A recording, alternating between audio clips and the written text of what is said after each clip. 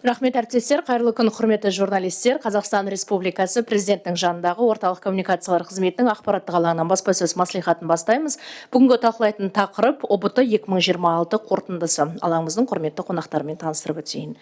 Жарасова Гүлжан Сағидоллақызы, Қазақстан Республикасы ғылым және жоғары білім министрлігі жоғары және жоғары оқу орнынан кейінгі білім комитетінің төрайымы. Есімбаева Жанна Уақасқызы, комитет төрайымының орынбасары. Дедарбекова Наужан Әбдісаттарқызы, ұлттық тестілеу орталығы директорының орынбасары. Және Әсет Альтайыр, үздік аттестат иегері, ОБТ-дан рекордтық 140 балл жинаған түлек. Құрметті спикерлер, қош келдіңіздер. Гүлжан ханым, сөз кезек өзіңізде. Мархабат. Рахмет. Қайырлы күн, құрметті брифингке қатысушылар. Брифинг тақырыбына сәйкес әріптестеріммен бірге ұлттық бірыңғай тестілеудің негізгі кезеңінің нәтижелерімен таныстырып өтеміз.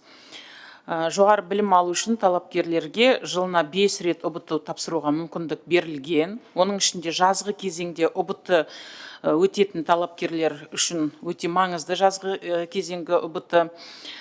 Өйткені осының нәтижесінде біздің талапкерлеріміз білім гранттарын алу мүмкіндігіне ие болады. Биыл негізгі ОБТ 10 мамырда басталып, 10 шілдеде аяқталды. ОБТ-ға өтініш қабылдау сәуір айында жүргізілді. Барлығы 239.286 талапкер өтініш берді. Оның 233 мыңға жуығы тестілеуден өтті. Бұл былтырғымен салыстырғанда 23 мыңға артық. Биыл негізгі ОБТ-ға қатысушылардың саны артқанымен нәтижелері былтырғы деңгейді сақтады. ОБТ-ға қатысқан талапкерлердің 76%-ға жуығы шектік балды жинай алды. ОБТ-ның орташа балы 69 балды құрады. Жалпы ОБТ-ға қатысқан талапкерлердің басым бөлігі 73%-дан астамы тестті қазақ тілінде, 27%-ға жуығы орыс тілінде тапсырды. Сондай-ақ 383 талапкер тестілеуді ағылшын тілінде тапсырды. Талапкерлердің басым бөлігі математика, физика пәндер комбинациясын таңдады. Бұл 18%-ды құрайды. Келесі орында биология, химия пәндер комбинациясын таңдаған талапкерлер бұл 14%-дан артады. Сондай-ақ 12%-дан аса талапкер шығармашылық емтиханды тапсыруды таңдады. Өздеріңіз білетіндей, мемлекет басшысының тапсырмасымен соңғы жылдары жалпы гранттардың басым бөлігі инженерлік, техникалық бағыттарға бөлінеді. Сондықтан математика, физика комбинациясын көп талапкерлердің таңдауы заңды құбылыс деп есептейміз. Биылғы ОБТ-да ешқандай өзгеріс болған жоқ. Форматы алдыңғы жылдардағыдай сақталды. Талапкерлер 5 пәннен, егер ол шығармашылық емтиханды таңдамаған болса, тестілеу өтіп, ең көп дегенде 140 балл жинауға мүмкіндігі болды. Жылдан жылға ерекше білім алу қажеттілігі бар талапкерлердің саны артуда. Биыл 800 ерекше білім қажеттілігі бар талапкер ОБТ-ға қатысып, жоғары білімге үміткер болуға мүмкіндік алып отыр. Олар үшін ОБТ тапсыруда қолдау механизмдері қарастырылған. Салыстырмалы түрде айтатын болсақ, 21 жылмен салыстырғанда, бұл 21 жыл тек бар жоғы 90 ғана ерекше білім қажеттілігі бар талапкер ОБТ тапсырған болса, қазір көрдіңіздер 800-ге жетті. Демек, мұндай тұлғалар үшін жоғары білімге қолжетімділік 5 жылда 9 есеге артты. Талантты жастардың жоғары білім алуы біз үшін өте маңызды. Сондықтан талапкерлердің өтініш беруі және тестілеу барысында академиялық адалдық қағидаларын сақталуы біздердің жіті назарымызда. 22 жылдан бастап тестілеу 1 компьютер, 2 камера, 1 тестіленуші қағидаты бойынша өткізіледі. Бұл тестілеу процесінің толық бақылауда болуын қамтамасыз етеді. Академиялық адалдық пен қауіпсіздік қамтамасыз ету үшін талапкерлер тестілеу аумағына кірер алдында мұқият тексеруден өтеді. Бұл жерде ұялы телефондар, шпаргалкалар, смарт құрылғылар және басқа да тыйым салынған техникалық құралдарды алып кіруге жол берілмей қадағалау жүргізіледі. Одан кейін талапкерлер Face ID жүйесі арқылы тексерістен өтеді. Бұл басқа адамның орнына тест тапсыру әрекеттерінің алдын алуға мүмкіндік береді. Сондай-ақ тестілеу барысында әр аудиториядағы жағдай ұлттық тестілеу орталығында орналасқан ахуалдық орталық тарапынан нақты уақыт режимінде қадағалауда болады. Егер академиялық адалдық талаптарының бұзылуы немесе белгіленген ережелерден ауытқу фактілері анықталса, тиісті шаралар қабылданады. Өкінішке орай, биылда біршама бұзушылықтар анықталды. Жалпы 890 талапкер академиялық адалдық талаптарын бұзғаны үшін ОБТ-дан шеттетілді. Оның 522-сі тестілеуге смартфон, шпаргалка секілді рұқсат етілмеген заттарды алып кіруге тырысты. Ал 361-і тестілеу барысында ережелерді бұзды. Сондықтан бұл талапкерлердің нәтижелері жойылды. Сонымен қатар, ахуалдық орталық тарапынан әрбір тестілеудің бейне жазбалары талдаудан өткізіледі. Қазіргі күні мұндай талдау арқылы 7 талапкердің тестілеу ережелерін бұзғаны анықталды. Бұл балаларда ОБТ-дан шеттетіліп, олардың нәтижелері жойылды. Биылғы жылы бөгде адамдардың кіру фактілері орын алған жоқ. Дегенмен біз 31 қазанға дейін жазғы ОБТ-ның барлық бейне жазбаларын талдауды жалғастырамыз. Егер қандай да бір ереже бұзушылықтар анықталса, талапкердің ОБТ нәтижесі жойылады. Ал егер ол талапкер грант алып үлгерсе, онда гранты да жойылады. 21 жылдан бастап ОБТ электронды форматқа көшті. Оның бір артықшылығы талапкерлер өзінің балын тест біткеннен кейін бірден көре алады. Нәтижесімен келіскен жағдайда ол тестілеуден кейін өзінің жеке кабинетінде ОБТ сертификатын қолжетімді болады оған. Ал егер ОБТ нәтижесінде қандай да бір себеппен келіспесе, онда тестіленушіге апелляцияға беруге мүмкіндік бар. Бұл апелляция екі түрлі жағдайда болуы мүмкін: сұрақтардың мазмұнына қатысты және техникалық себептерге байланысты. Сұрақтардың мазмұны бойынша апелляция тест біткеннен кейін 30 минуттың ішінде қабылданады. Ол жерде талапкер өзінің келіспеу себептерін көрсетіп, ОБТ тапсырған компьютерде апелляцияға өтініш қалдырып кетеді. Ал егер техникалық себеп болса, яғни мәтіннің фрагменті көрінбей қалды дейтін болса, немесе схема, сурет, кесте болмады деген жағдайлар болса, онда студенттер, талапкерлер сол жерде өзінің өтінішін қалдырып кетеді. Екі жағдайда да апелляция ОБТ өткен күні аудиториядан шықпай сол жерде беріледі. Республикалық апелляциялық комиссия мұндай өтініштерді 30 жұмыс күні ішінде қарастырады. Нәтижесі талапкердің жеке кабинетінде қолжетімді болады. Егер талапкер жоқ, мен апелляциядан бас тартамын деп шешім қабылдап жатса, онда оны да өтінішін кері қайтарып алуға мүмкіндігі бар.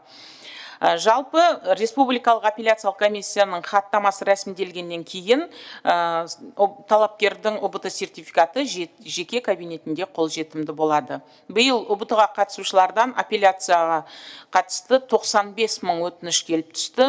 Оның ішінде 152 бірегей тест тапсырмасы бойынша оң шешім қабылданды. Қазіргі уақытта республикалық комиссия өз жұмысын аяқтады. Барлық талапкерлер өз сертификаттарын жеке кабинетінен көре алады. ОБТ тестілеудің сапалы және адал өтуіне қатысты біршама жұмыстар жасалып жатыр. Сонымен қатар талапкерлердің өзінің ОБТ-ға дайындалуына да қолдау көрсетілуде. Ұлттық тестілеу орталығының ресми сайтында талапкерлер үшін байқау тестілеуден өтуге мүмкіндік берілген. Сондай-ақ қажетті оқу материалдарына да қолжетімділік бар. Әр оқу жылының басында негізгі ОБТ тапсырмаларын жасауда қолданылатын оқулықтардың тізімі, сондай-ақ Қазақстан тарихы мен дүниежүзі тарихы бойынша 100 тарихи дата, информатика пәні бойынша терминдердің тізімі, қазақ әдебиеті мен орыс әдебиеті бойынша әдеби туындылардың тізімі де осы сайтта орналастырылған. 22 жылдан бастап ОБТ нәтижелерінің тақырыптық талдауы әрбір талапкер үшін өзінің жеке кабинетінде қолжетімді. Бұл жерде талапкер тек дұрыс немесе дұрыс емес жауапты ғана көре алмайды, сонымен бірге өз нәтижелерінің тақырыптық талдауын да көреді. Әрбір нақты тақырып бойынша өзінің қай тұсты жақсы меңгергенін, қай тұстан әлсіз екенін бағалай алады. Бұл ақпарат тест біте салысымен бірден талапкердің жеке кабинетінде қолжетімді. Негізгі осындай жағдайлар талапкерлердің ОБТ-ға дайындалуына үлкен көмек. Өйткені әр пән бойынша қай жерде қателіктер жіберіп отырған, қандай тақырыптарды тереңірек оқуы қажет екенін талапкер өзінің жеке кабинетінде көріп отыр. Сонымен қатар тестілеу барысында талапкерлер үшін калькулятор, химиялық элементтердің периодтық жүйесі және тұздардың ерігіштік кестесі тест тапсырып отырған компьютердің экранында қолжетімді. Егер оларға талапкерлерге кестелердің қағаз нұсқасы қажет болса, сол тестілеу барысында қағаз нұсқасы да беріледі. Біз осындай жұмыстар талапкерлердің жазғы ұбт-ға сапалы дайындалуына көмегін тигізді деп есептейміз. Ендігі бір маңызды сұрақ, ол қабылдау науқаны. Өздеріңіз білетіндей, осы дүйсенбіден, яғни 13 шілдеден бастап жоғары білім алуға берілетін мемлекеттік білім гранттарының конкурстарына қатысу үшін құжат қабылдау басталды. Құжат қабылдау 20 шілдеге дейін жүргізіледі. Талапкерлер құжаттарын онлайн форматта да, офлайн форматта да тапсыра алады. Онлайн форматта ЕГОВ порталы арқылы және жоғарғы оқу орындарының виртуалды қабылдау комиссиялары арқылы құжат тапсыра алады. Сондай-ақ жоғарғы оқу орнына барып, сол жердегі қабылдау комиссиясына да талапкерлер өтініш беруге мүмкіндігі бар. Онда қабылдау комиссиясы талапкерлердің өтінішін ақпараттық жүйеге өздері толтыруға көмектеседі. Өтінім беру үшін қандай құжат керек? Ең алдымен талапкердің жеке куәлігі, ұбт сертификаты, 3-4 көлеміндегі фотосуреті, білімі туралы құжаты, мектеп бітірушілер үшін аттестат, колледж бітірушілер үшін диплом. Егер бар болса, жеңілдік беретін құжаттарында. Ескерте кететін жағдай, конкурсқа қатысу және ақылы оқуға түсу үшін ұбт-ның шекті балдары белгіленген, педагогикалық ғылымдар мен құқық бағыты үшін кемінде 70 балл жинау қажет. Денсаулық сақтау бағыты үшін кемінде педагогикалық және құқық бағыты үшін кемінде 75 балл болу керек. Ал денсаулық сақтау бағыты үшін кемінде 70 балл, ұлттық жоғарғы оқу орындары үшін 65 балл, басқа жоғарғы оқу орындары үшін 50 балл болу керек. Бұл жерде ұлттық университетке егер ауыл шаруашылығы мамандықтарына түсетін болсаңыз, онда шектік балл 50 екенін атап өтеді. Және тағы бір атап өтетін тұс, жоғарғы оқу орындары мемлекеттік білім грантына немесе ақылы оқуға құжат қабылдау кезінде өздерінің бұдан жоғары шектік балдарын немесе қосымша емтихандарын белгілеуі мүмкін. Бұл шекті балдар туралы ақпаратты жоғарғы оқу орындарының сайттарынан, қабылдау комиссияларынан білуге болады. Сондай-ақ ұлттық тестілеу орталығының сайтында да орналастырылған. Ауылдық жердің талапкерлер үшін және әлеуметтік осал топ санаттарына жататын азаматтар үшін мемлекеттік квоталар қарастырылған. Квоталар туралы ақпаратта осымен атап өткен сайттарда орналастырылған. 26-27 оқу жылына, яғни алдағы оқу жылға жалпы 89 мыңның үстінде грант бөлінген, оның ішінде 75 мыңы жоғары білім бакалавриат деңгейіне арналған. Оның басым бөлігі 60%-ға жуығы инженерлік бағыттағы мамандықтарға, 20% педагогикалық мамандықтарға бөлінген. Жалпы бөлінуі еңбек нарығындағы қажеттіліктерді ескере отырып жүзеге асырылады. Мемлекеттік білім гранттары конкурсының нәтижелері 10 тамызға дейін жарияланады. Қазақстан жоғары білім саласындағы халықаралық ынтымақтастықты жүйелі түрде күшейтуде. Бүгінде қазақстандық студенттер шетелдік жоғарғы оқу орындарының филиалдарында, олармен тікелей серіктестік аясында білім алуға мүмкіндік алған. Біздің талапкерлеріміз елімізден шықпай, әлемнің мықты университеттерінің дипломын алуға, қос дипломдық бағдарламаларда білім алуына мүмкіндіктері бар. Қазіргі уақытта елімізде әлемнің 33 университетімен серіктестік орнатылған. Олардың қатарында Аризона университеті, Херьют-Уот университеті, Сеул-Тех, Лотаринга университеттері, Пекин тіл және мәдениет университеті, Ресей мемлекеттік мұнай және газ университеті, Мәскеу мемлекеттік халықаралық қатынастар институтының, Нью-Йорк фильм академиясының филиалдары, Кардиф, Ковентри және Инаттех сияқты шетелдік оқу орындарда бар. Филиалдарға қабылдау саясатын жоғарғы оқу орындары өздерінің талаптарына сәйкес дербес жүзеге асырады. Сонымен қатар қабылдау кезінде ұлттық бірыңғай тестілеудің нәтижелері де ескерілуі мүмкін. Мысалы ретінде айтып кететін болсам, биыл қабылдау науқаны алғаш рет жүргізіп отырған шетелдік жоғарғы оқу орындарының бірі Иннаттех университеті. Алматы қаласында ол Аризона Стейт университетімен серіктестікте ақпараттық қауіпсіздік білім беру бағдарламасына қабылдау жүргізіп жатыр. Бұл университет үшін аталған мамандыққа 200 грант бөлінген, құжаттарды ЕГОВ және кез келген жоғарғы оқу орнына барып тапсыруға болады. Ал екінші бір мысал, мынау Найфа филиалы журналистика бағытына қабылдау жүргізуде, ол Қаскелең қаласында 60 грант қарастырылған. Бұл филиалға құжат тапсыру үшін тікелей оқу орнына бару қажет. Сондықтан жоғарғы оқу орындары бойынша ақпаратты біздің министрліктің ресми сайттарынан және ұлттық тестілеу орталығының сайтынан, жоғарғы оқу орындарының сайттарынан қарап біліп алуларыңызға болады. Жалпы барлық талапкерлерге сәттілік тілейміз. Назар қойып тыңдағандарыңызға рахмет. Біз әріптестерімізбен бірге сұрақтарыңызға жауап беруге дайынбыз. Көп рахмет Гүлжан ханым. Құрметті көрермен, естеріңізге сала кетейін, бүгін алаңымыздың құрметті қонағы Павлодар қаласының түлегі, үздік аттестат иегері және УБТ-дан жоғары 140 балл жинаған Әсет Альтаир. Альтаир, алаңымызға қош келдіңіз. Елімізде сіздей білімді жастардың бары қуантады. Сіз ата-анаңыздың ғана емес, мектебіңіздің, ұстаздарыңыздың мақтанышысыз. Енді қысқа өзіңіз туралы айтып берсеңіз, УБТ-ға дайындық қалай өтті? Қайырлы күн, қадірменді көрермендер. Менің толық аты жөнім Әсет Альтаир. Осы 2025-2026 жылғы негізгі УБТ-дан 140 балл иегері болып аталамын. Және де өзім Павлодар қаласынан номер 100 жалпы орта білім беретін мектептің түлегі болып саналамын. Өзімнің УБТ-ым туралы айта кетсем, мен география, математика комбинациясы бойынша 140 баллға иелендім. Сонымен қатар өзімнің дайындығымды 11 сыныптың қыркүйек айынан бастап қазірге дейін дайындалып келдім. Және де өзімнің дайындығым туралы бір-екі сөз қозғасам, негізгі дайындығым басында мектептен базам жақсы болғандықтан және қосымша курспен дайындалғандықтан осы 140 баллға жеттім деп ойлаймын. Алғашында қаңтар УБТ-дан 123 балл алсам, ал наурыз УБТ-дан 131 алып, негізгі УБТ-ның бірінші мүмкіндігінде 140 баллға иелендім. Енді алға қойған мақсатыңыз қандай, қай оқу орнын таңдадыңыз, қандай мамандықты таңдадыңыз? Менің өзімнің таңдауым Мақсұт Нарықбаев университетіне түсіп отыр, және де менеджмент мамандығына. Алла қаласа менеджмент және басқару мамандығында жұмыс жасаймын деген үміттемін. Енді бүгінгі күні сіз көптеген болашақ түлектерге үлгі болып отырсыз ғой. Соларға мотивациялық бір сөз айтасыз ба, тілек айтасыз ба? Негізгі УБТ деген бұл сіздерге келген бір жауапкершілік және бір белес. Ол белестен өту-өтпеу өздеріңізге байланысты деп санаймын.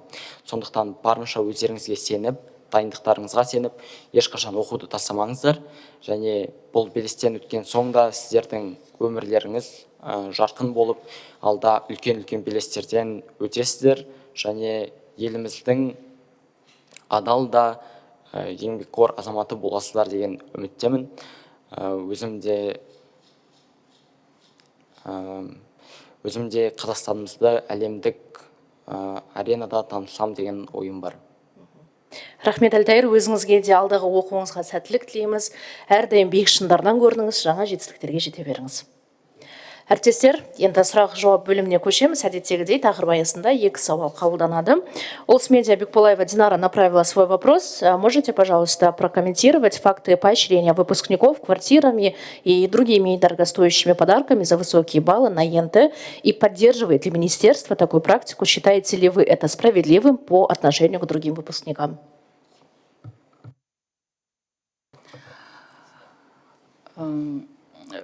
Мы, наверное, я не от министерства, не от себя, я не хочу это комментировать, потому что я считаю, что это гражданская позиция каждого человека, дарителя. если та или иная организация или тот или иной человек желает как-то поддержать или мотивировать или по другим целям дарят такие крупные подарки, я думаю, что это чисто их решение, и, наверное, каждый вправе принимать такое решение. Жауабыңызға рахмет. Атамекен бизнес арнасы Сымбат Серікқызы бізбен байланысты. Әріптес, қайырлы күн. Сұрағыңыз бар ма? Қайырлы күн. Грант конкурсы басталғалы 3 күн болды ғой. Осы уақыт ішінде қандай мамандықтар жалпы танымал болып тұр? Сол аралық қорытындысы туралы айта аласыз ба? Қайырлы күн. Сұрағыңызға рахмет. Біз құжаттарды қабылдауды 13 шілдеде бастаған болатынбыз. Бүгін енді толыққанды 3 жұмыс күні, бүгін жарты күн өтіп жатыр. 76 мыңнан астам біз өтінімді қабылдап үлгердік. Ең үлкен конкурс бізде әзірге педагогикалық мамандықтарға, одан кейін инженерлік бағыттағы мамандықтарға да құжаттарды көп тапсырып жатыр. Және де ақпараттық технологиялар бойынша берілген мамандықтарға осы орындарға өтінім көптеп түсіп жатыр. Сымбат? Екінші сұрағым, осы грант конкурсында бір қатар мәселелер туындап жатыр. Мәселен, қызыл аттестат алған балалар алтын белгі иегері деп белгіленіп кеткен. Яғни осы құжат тапсыру процесінде қиындықтар туғызып жатыр. Осы мәселені шешуге байланысты, яғни осы мәселе шешіліп үлгермесе, құжат қабылдау мерзімі ұзаруы мүмкін бе?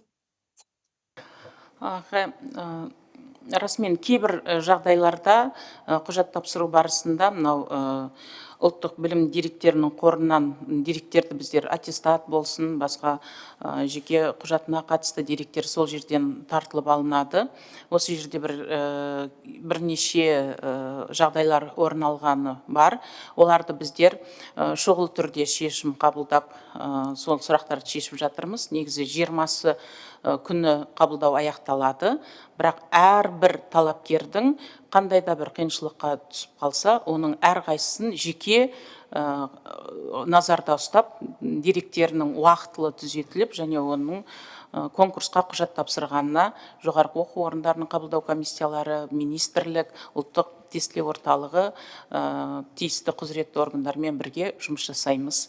Сондықтан барлық талапкерлерге айтқым келеді, егер осындай бір деректерде өзгешеліктер, сәйкессіздіктер болуына байланысты сіз қайсы бір құжат тапсыра алмай жатсаңыз, онда сол қабылдау комиссиясына барып, сол жерде көмегіне жүгіне аласыз. Бір талапкер осындай жағдайда құжат тапсырмай қалмайды. Олардың әрқайсысын қолдап, тиісті өзгерістердің, түзетулердің уақытылы жүзеге асуын біздер қадағалаймыз. Рахмет, Сымбат, сұрақтарыңызға. Атамекен бизнес, русская редакция, Айсәуле Байгазина. Айсәуле, добрый день. Айсәуле, вы на связи? Вопросы есть у вас? Добрый день, да. А можете рассказать, сколько, значит, всего было нарушений на сегодняшний день? Какие-то в основном были нарушения?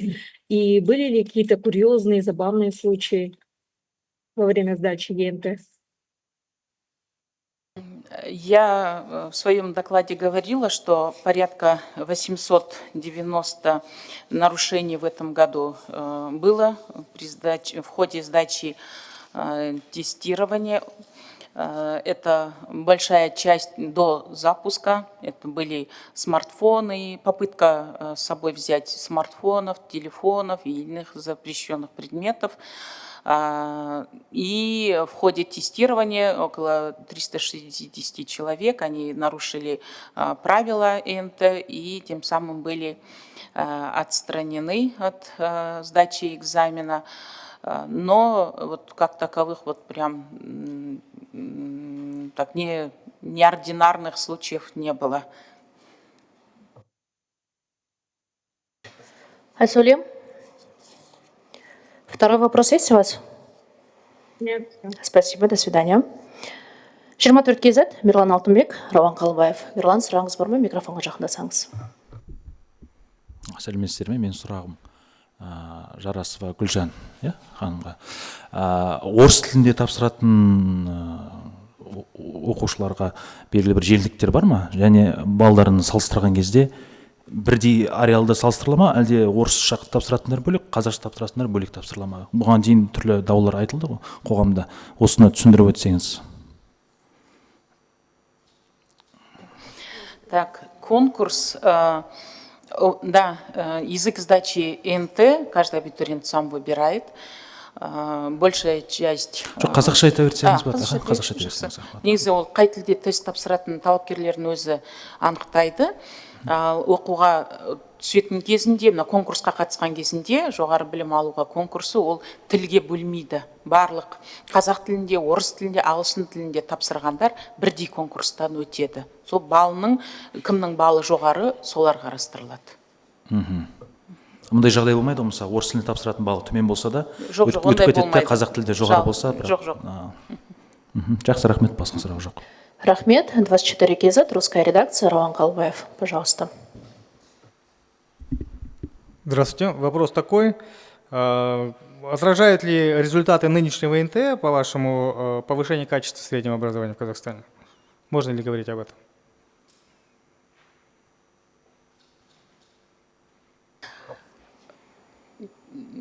Как я уже отметила, результаты НТ стабильный, как и в прошлом году, и доля преодолевших пороговые баллы и средний балл НТ сохраняется. Я думаю, что уполномоченные органы в этом направлении будут свои исследования, аналитику делать, и мы просто не знаем показателей успеваемости в школе. Мы можем сказать о результатах НТ. Но 2 года это стабильно. И второй вопрос. Что бы вы назвали главным достижением нынешнего ЕНТ?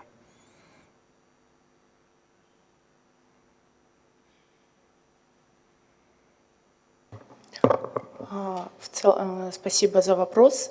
В целом, в текущем году единое национальное тестирование проведено в штатном режиме. Наверное, хотелось бы сказать, что в этом году есть дети, которые набрали 140 баллов. Это дети, вот как, например, Асет Альтаир. Есть также 9 детей других, которые по результатам ИНТ плюс конвертации КАС-тест, а также с учетом SAT и IELTS набрали 140 баллов. Это, наверное, первый момент. Второй момент, как бы мы ни говорили про нарушения, но тем не менее это нужно учитывать, что да, нарушения были найдены, и это было в рамках соблюдения принципов академической честности. Это, наверное, второй момент. И третий момент. В целом сейчас дети очень активно готовятся. И еще один момент. В этом году огромное количество, то есть максимальное количество тестируемых. То есть было принято свыше 40 300 заявлений, больше, чем в прошлом году. И как Жансу Гидулаевна в своем выступлении отметила, в этом году на 23 тысячи больше абитуриентов, которые сдали единое национальное тестирование. Я хотела еще добавить, что НТ позволяет расширять возможности нашим абитуриентам поступления к высшему образованию. Одним из, наверное, таких хороших показателей – это то, что увеличивается количество детей, имеющих с особыми образовательными потребностями. В этом году 800 таких абитуриентов смогли сдать тестирование. Это по сравнению даже с прошлым годом почти на 300 человек больше. Наверное, об этом тоже можно сказать, что это один из таких хороших результатов. Просто хотел еще один момент уточнить, может быть, я не расслышал, или вы сказали, а сколько абитуриентов преодолели вот этот порог 140 баллов или достигли этого порога? Можете точное количество сказать? Пороговые баллы, да? 140, вот максимальное. 140? Да, максимальное количество. На самом НТ, вот у нас Альтаир, единственный человек, который набрал 140 баллов. Есть еще 9 абитуриентов, которые в сумме ОБТ получили 140 баллов с учетом конвертации их результатов IELTS, SAT, CAS-тест. Все понял, спасибо. Спасибо. Топ-пресс Андрей Кашлаты также направил свой вопрос. Сколько было зафиксировано за отчетный период фактов подачи абитуриентами апелляции после завершения тестирования и по каким причинам чаще всего подаются апелляции? Спасибо за вопрос. В текущий период было подано свыше 95 тысяч заявлений на апелляцию, в том числе по содержанию тестовых заданий, а также по техническим причинам. Было удовлетворено 152 заявления, и в том числе всего 7 по техническим причинам, а также 145 заданий по содержанию. В целом для разработки тестовых заданий у нас уделяется огромное внимание, так как тестовые задания разрабатываются в рамках государственного общеобязательного стандарта среднего образования, а также в рамках учебников, которые утверждаются Министерством просвещения Республики Казахстан. Спасибо. Визмедиа КЗ Анатолий Пак. Анатолий, здравствуйте. У вас вопрос есть? Добрый день. Нет, вопросов нет. Спасибо. Информационное агентство Алатау Ахмед Султан также направил свой вопрос. По итогам основного ЕНТ 2026 года выявлено 890 нарушений. Из них 522 человека были отстранены за попытку проноса запрещенных предметов, 361 человек удален из аудитории за нарушения во время тестирования. Как изменилось количество нарушений по сравнению с прошлым годом и как вы оцениваете эту динамику? Я хочу отметить, что в этом году и количество тестируемых больше на 23 тысячи. Да? По сравнению с прошлым годом цифра увеличилась. В прошлом году 711 было нарушений, а в этом году 890. Но, в принципе, при этом уменьшились количество абитуриентов, которые были удалены с НТ в аудитории. Большая часть в этом году были недопущены уже на входе с попытками занести с собой запрещенные предметы. Рахмет. Алты ақпараттық агенттігі Файзулаева Ару, қазақ редакциясы. Биыл 95 мыңнан астам апелляциялық шағым түскен, оның тек 152-ісі бірегей тест тапсырмасы бойынша ғана қанағаттандырылған. Бұл көрсеткіштерді қалай түсіндіресіздер? Апелляциялардың басым көпшілігі неліктен қанағаттандырылмай қалды? Және апелляциялық комиссияның жұмысының өлшемдері қандай? Сұрағыңызға рахмет. Республикалық апелляциялық комиссияның құрамына еліміздің жетекші мұғалімдері қатыстырылады, және ол арнайы ғылым және жоғары білім министрлігінің бұйрығымен бекітіледі.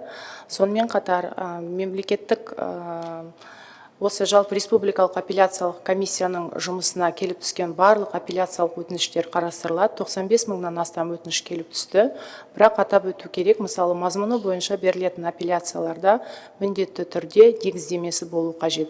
Яғни негіздеме берілген жағдайда ол апелляция міндетті түрде қаралатын болады. Сонымен қатар атап өту керек, бұл 152 тест тапсырмасына ғана бірегей тест тапсырмасына қанағаттанарлық жауап берілді, және бұл апелляциялық комиссияның шешімінің барлығы осы оқушылардың жеке кабинетіне дер кезінде орналастырылды.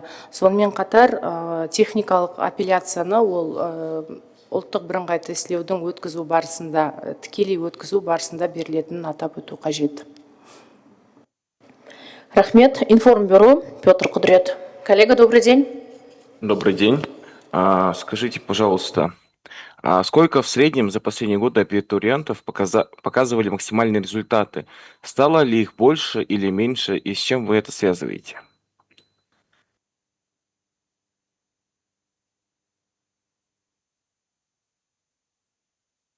В прошлом году, позвольте ответить на ваш вопрос, в прошлом году по результатам единого национального тестирования также один абитуриент набрал 140 баллов.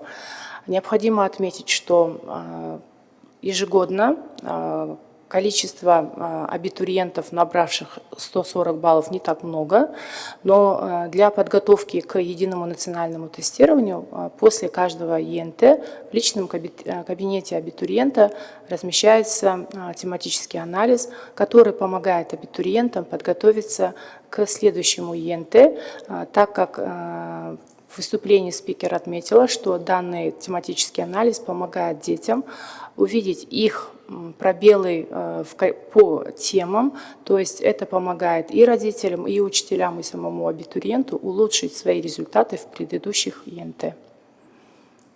Спасибо. А в среднем, получается, 1-2 человека в год, да, сдают на 140? В целом, да, то есть это уже по результатам ЕНТ. Также имеются абитуриенты, которые могут набрать 140 баллов с учетом конвертации SAT, IELTS, а также КАС-тест. Благодарю, спасибо большое, у меня все. Спасибо. КАС 365.kz Карипов Бауыржан. Бауыржан, қайырлы күн. Қайырлы күн, дауысым естіліп тұр ма? Естіліп тұр, сұрақтарыңызды қоя беріңіз. Так, мен сұрағым бірінші Әлтайырға қойғым келеді. Әлтайыр, сіз және сөзіңізді айтып қалдыңыз, қосымша білімін енді алдыңыз ғой, ентіге дайындық үшін. Жалпы мектептегі 11 жылдық базалық біліміңізбен сіз ентідан, ОБТ-дан 140 ала алар ма едіңіз? Әрине, бұл сұраққа нақты жауап беру өте қиын, себебі мен басқа қосымша курспен дайындалдым деп айтып қойғандықтан. Бірақ сонда да айтып өту керек, мен мектептің базалық білімімен де біраз жерге барар едім, және қосымша курс алмай тұрып, менде базалық білімім жақсы болды деп айта аламын.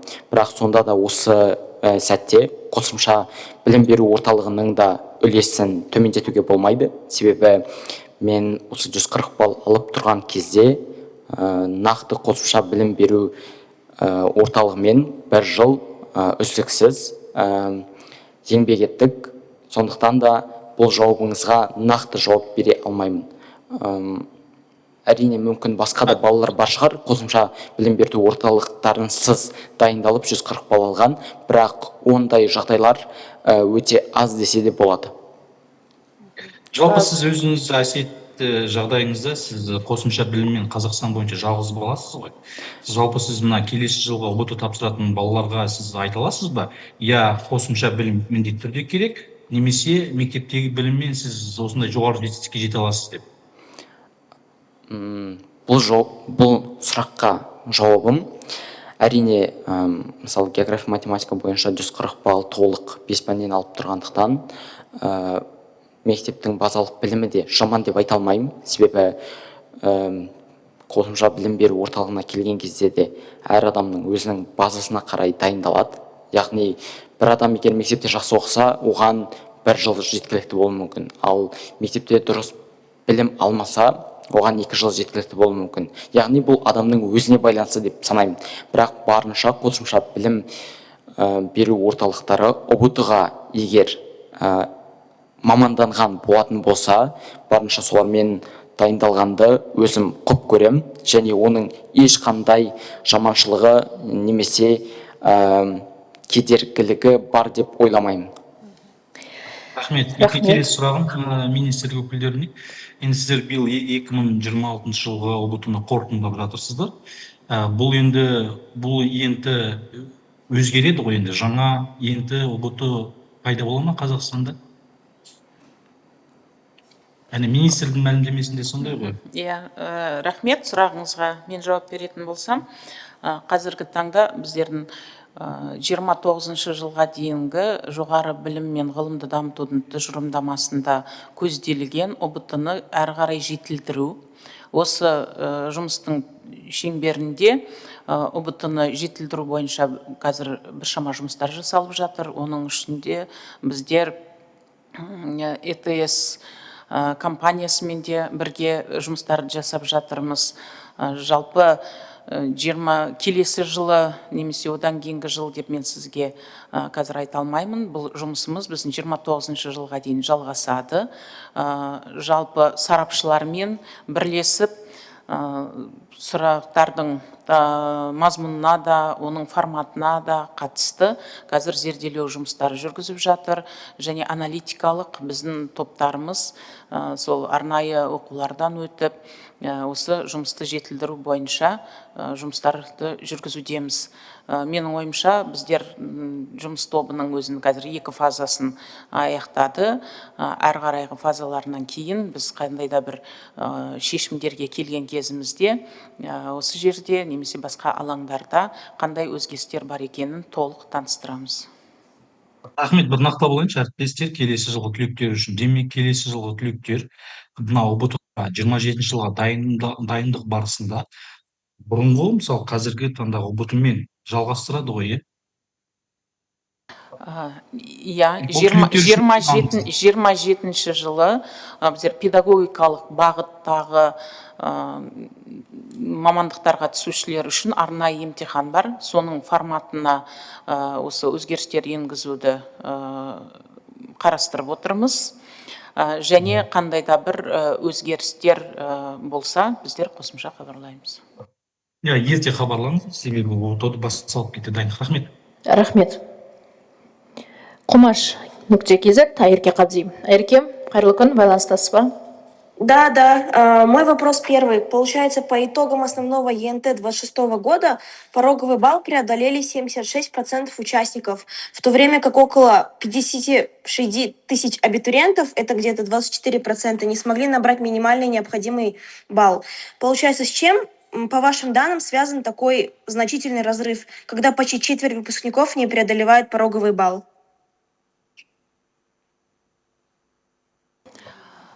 Спасибо за вопрос.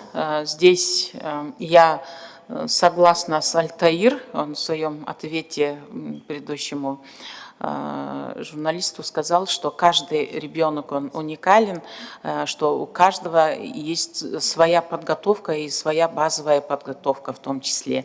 Поэтому, когда 76% набирают баллы достаточных для поступления в высшее учебное заведение. Я думаю, что это не очень плохой результат, потому что и в школах не все отличники и хорошисты, да, это и не надо стремиться, чтобы все были хорошистами, отличниками. И я думаю, что здесь все зависит от того, насколько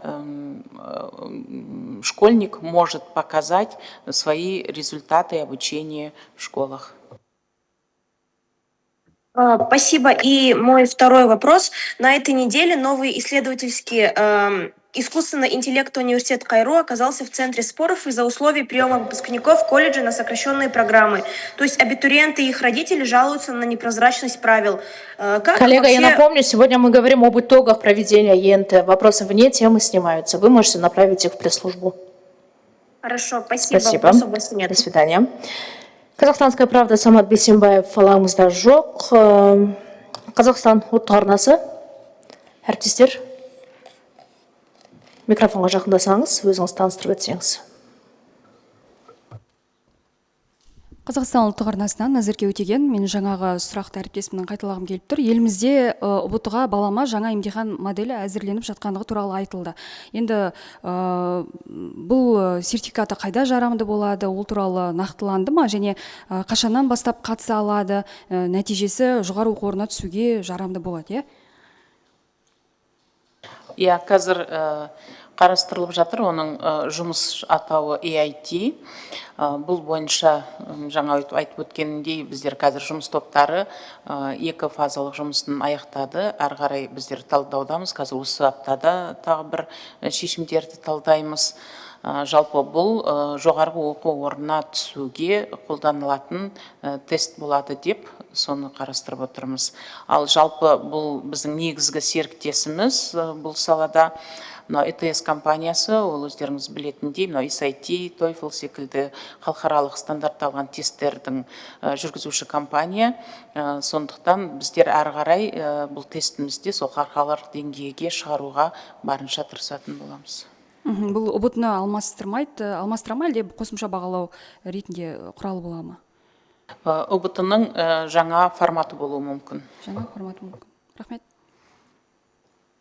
Рахмет. Еуразия бірінші арнасы тестілеу кезінде ереже бұзған қанша жағдай тіркелді? Бұл сұраққа спикерлер жауап берді. Баспасөз мәслихатын қайта қарап шықсаңыз болады. Енді екі оқушының балл саны тең болған жағдайда кімге басымдық беріледі? Жалпы бізде мемлекеттік білім беру грантының конкурсын өткізу барысында білім туралы заңында бекітілген бірнеше категориялар бар. Егер ұлттық бірыңғай тестілеудің нәтижесі бірдей болған жағдайда алтын белгі егерлері, халықаралық олимпиада жеңімпаздары, колледж түлектерінде басымдық беріледі. Бұл тек қана басымдық құқық иелер, яғни конкурсқа бірдей қатысады деген ұғымды түсіну керек. Сондай-ақ бізде конкурссыз білім беру грантына ие болу мүмкіндіктері де қарастырылған. Бұл енді жұмыс барысында, яғни әскери борышын өтеу барысында қаза тапқан арнайы мемлекеттік органдардың қызметкерлердің балаларына тегін грант беріледі. Сондай-ақ медициналық қызметкерлер жұмыс барысында қаза тапқан болса, сол қызметкерлердің балаларына да конкурссыз грант беріледі. Сондай-ақ бізде 25 жылы жаңа квота қарастырылған болатын, яғни әскери борышын өтеп келген азаматтарымызға арнайы квота қарастырылды. Бұл азаматтарымыз әскери борышын өтеу барысында тестілеуден өтіп, яғни қорғаныс министрлігі тарапынан арнайы емтихандарды тапсырып, грантқа ие болу құқығына ие. Рахмет. Әріптесімнің тағы бір сұрағы. Гүлжан ханым, өңірлік университеттерге бөлінген грант саны қанша? Мен жауап берейін бұл сұраққа. Жалпы мемлекеттік білім беру тапсырысын қалыптастыру барысында біз бірнеше критерияларға қараймыз. Ол ең біріншіден өңірлерге қажетті мамандарға зерделеу жүргізіледі. Жалпы жыл сайын мемлекеттік білім беру грантының көлемін айқындау барысында еңбек министрлігі ұсынған ақпаратты негізге аламыз. Яғни еңбек министрлігі қай салаға қанша маман қажет, негізгі болжамды анықтап береді. Сол болжамның негізінде грант саны айқындалады. Осы мемлекеттік білім беру тапсырысын бөлу барысында біз өңірлік жоғары оқу орындарына квоталық орындарды қарастырамыз. Әдетте бұл педагогикалық мамандықтар бойынша, техникалық мамандықтар бойынша және ауыл шаруашылығы мамандықтар бойынша квота қарастырылады. Атап айтсақ, мысалы үшін педагогикалық мамандықтарға 3000-ға жуық грант квота түрінде қарастырылады. Рахмет. Тенгринюс КЗ также направили два вопроса. В этом году зафиксировано множество нарушений, и около 500 человек лишились возможности сдать ЕНТ уже на входе. 361 абитуриента удалили прямо из залов. НЦТ постоянно внедряет распознавание лиц Face ID, глушители и прочее. Какие самые изощренные и необычные способы обмана и проноса микрофонов или смартфонов вы зафиксировали в этом году? Приведите, пожалуйста, несколько примеров. Да, конечно, ежегодно, так скажем, у нас приходит новый поток абитуриентов и, так скажем, новые подходы проноса запрещенных предметов. В этом году одним из таких моментов можно назвать попытку проноса смарт-очков, а также были, так скажем, попытки проноса в резинке, проноса телефона. Одна девочка попыталась пронести телефон, другой мальчик попытался пронести шпаргалку. Также был зафиксирован случай, когда девочка невысокого роста пришла в обуви 43-го размера, где был спрятан смартфон. То есть такие случаи имеются, поэтому мы всегда призываем абитуриентов соблюдать принципы академической честности и честно сдать ЕНТ. Спасибо. Второй вопрос, коллеги. НЦТ имеет право пересматривать видеозаписи тестирования и аннулировать гранты уже во время учебы в ВУЗе до 31 декабря. Расскажите, пожалуйста, как работает этот механизм? Приведите несколько кейсов, из-за чего могут аннулировать результат, сколько грантов было аннулировано в 2025 году по этой причине и сколько результатов ЕНТ 2026 было аннулировано постфактум на данный момент.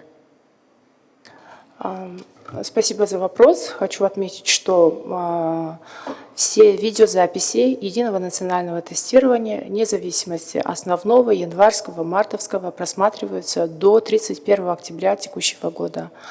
По результатам видеопросмотра основного ЕНТ зафиксировано 7 случаев нарушения. Соответственно, эти результаты были нарушены. То есть дети с данным результатом не могут участвовать в конкурсе на присуждение образовательного гранта. При этом могут быть у них другая попытка. То есть если имеется пороговый балл, то данный ребенок может участвовать в конкурсе на присуждение образовательного гранта, если имеет пороговый балл.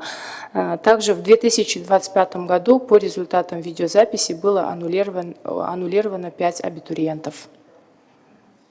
Рахмет жауабыңызға. КТК телеарнасы, Евгений Дубинский. Коллега, добрый день. Меня слышно? Вас слышно.